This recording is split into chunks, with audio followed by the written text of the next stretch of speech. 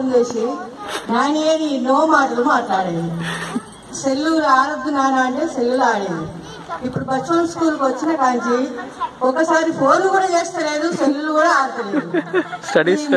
ఈ 3 days 4 days నుంచి phone చేసి నాని మీరు రావాలి మా బచ్చోన్ స్కూల్లో గ్రాండ్ పేరెంట్స్ మీటింగ్ ఉంది రాండి.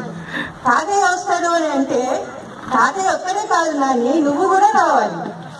నేను ఆ రోజే వస్తానే సాన్వి అంటే నాని నువ్వు ఒక రోజు ముందు రావాలి, ఎందుకంటే మా స్కూల్ చూడాలి అంతా చూడాలి అంటే వస్తేనే అంటే నిన్న వచ్చాక పండుకుంది.